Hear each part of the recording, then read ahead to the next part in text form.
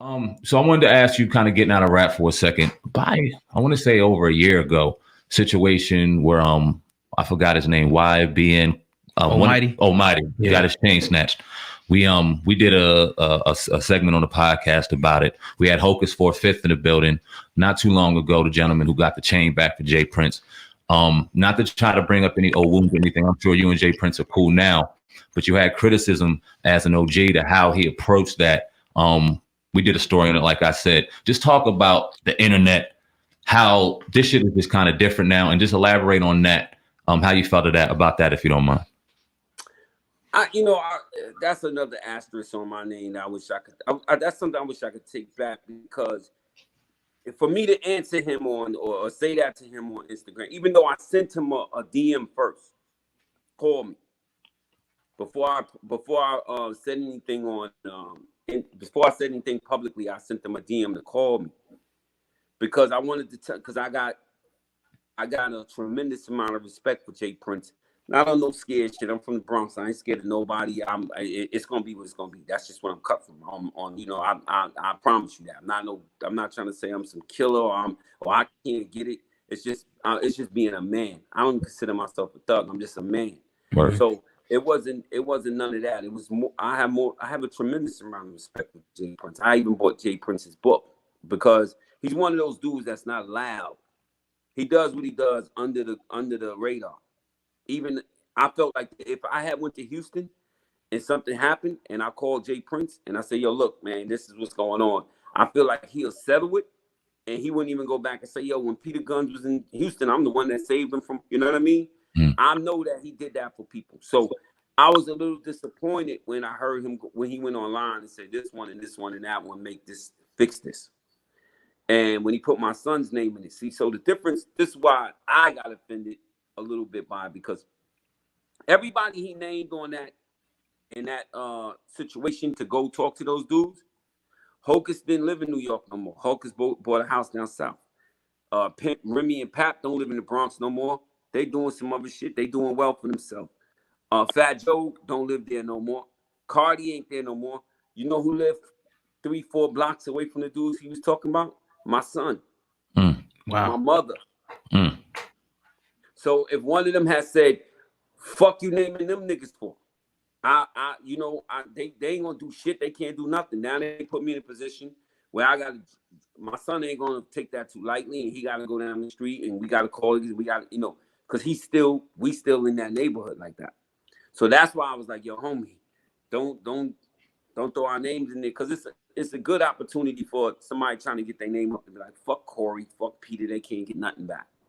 You know what I mean? But not that would happen. You know what I mean? Shout out to KT and all the other brothers that went and made that happen. I'm glad it was resolved in a diplomatic way, because it could have went left. But I was just trying to tell him, like, yo, I can't speak for nobody else, but we still in that neighborhood, brother. Don't, you know what I mean? Like a phone call, maybe I could make a phone call, but I don't want to get in the middle of that.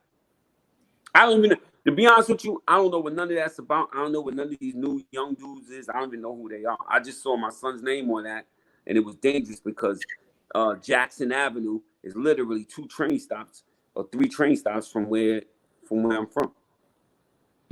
Have you guys spoke since, you and J.Prince? Has anything been pieced up behind the scenes? We ain't speak then and we ain't speak since, but he spoke to KT, Crocodile Hunter, who's like a brother to me, and Hocus for Fifth. They figured it out, and that's enough for me. I mean, one day I'll see J.Prince and we'll talk. You know what I mean? Again, I want to pick J.Prince's mind about business and some other things. This right here was just a misunderstanding. He said, he was like, I'm new to this Instagram shit. I'm not with all. I just was upset. Somebody stole my youngin' chain. It was in the Bronx. I know a lot of people there, and I'm new to the way he talked to KT and them about it was just like, yo, man, I'm new to this Instagram shit. Like, I'm not even with the Instagram thing. So listen, we all, even as, come on, man, I've done so much. I can't, I regret, again, going on Instagram saying something. I regret that. That's something that I could handle behind the scenes as well. I could dig it. Yeah, no doubt. I want to kind of go back just a little bit and talk about, the state of hip hop now, but go all the way back into when like the South started taking over. In your opinion, why do you think that New York lost control of hip hop, or if you even believe that. Could you speak on that whole transition, if you may? Yeah, I don't know. We never lost control of hip hop. Hip hop is forever the New York. We lost control of rap. Okay. But I saw it, man. Look, I got 2 kids in New Orleans, 2 daughters. My ex is from New Orleans. She went to law school there, LSU. So point of the matter is, me and Tariq was on tour, and I remember we had to hit record because the transformation. I don't know if y'all paying attention. Came around that time when me and Tariq and we was coming out. Yep. And I remember we got to New Orleans in '97 or something like that. And they came to us. We had the #1 rap record in the country. And they came to us in New Orleans and said, "Yo, you guys going after Master P?" And I remember, what the fuck y'all mean we going on after Master P? We got the #1 record in the country. And when that man went on stage, I fully understood what they meant. It was like Michael Jackson entered the stage and he was doing some raps that I thought, keeping it 100, I thought the shit was whack or corny, but nobody else did. They was going ballistic. Make them say, And then he had he had the Ice Cream Man thing. And I totally understood that there was something taking place that was different from Outkast or anything. This shit sounded like country ABC rap. And I was like, and I said, we in trouble. I felt the temperature changing for hip hop right then and there. And then I was hanging out in New Orleans and I got cool with some dudes, my man Prime and a few other dudes, and they bought me this white windbreaker and it had Cash Money Records on it. I said, what the fuck is this? Yeah. I'm rolling around with these dudes in New Orleans with a Cash. They was the underdogs to No Limit.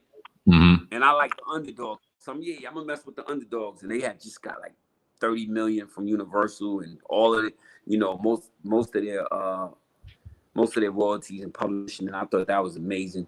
And I saw the beginning of that. And so I saw the temperature change. And then where I was wrong at, I was like, all right, this will be a couple years. This shit'll go back to New York. It ain't been back since. You think Fat Joe? I feel like New Yorkers is trying to sound like not everybody, but a lot of music out of New York. They're trying to sound like they from the South. I don't mind you rapping over with trap beat with your New York dialect, but when I hear you rapping and trying to sound like you from Atlanta or New Orleans or some shit, that makes me sick to my stomach. Would you say that Fat Joe was like one of the first, artists from New York that actually, bridged the gap, that started kind of dealing with those guys? Could you talk about that from the South? Because, like, again, that whole attitude that you had, you can hear me? Yeah, hold on. What was it you said? Say it again. Fat Joe, would you say he was one of the first artists that started to bridge the gap between like New York and the South and working with him? Could you speak on that whole aspect? I didn't say that. No, I don't know that. He might have. That's my man. He might have. I don't know that. I didn't say that. I don't know where. The reason I'm saying is because the same kind of like flavor that you had about the South, we all kind of felt like that. I felt like that too. Like there's some corny rap, but then people, it's turned to being corny rap. People trying to now sound like these dudes. So what happened to where these New York rappers wanted to start to sound like these Southern rappers, man? And instead, you want to eat. You want to eat. You want to feed your kids. You want to feed your babies. That's what happened. Nobody, ain't no DJ going to change the format. I tell all the new rappers, I said, listen to, if you're just trying to eat, if you're not trying to change the game, but do something innovative, listen to the radio, hear what the DJ's playing, go in the club, hear what the DJ's playing, make something in that vein. No DJ's going to change the format of what he's playing to play some shit that you did, some boom bap.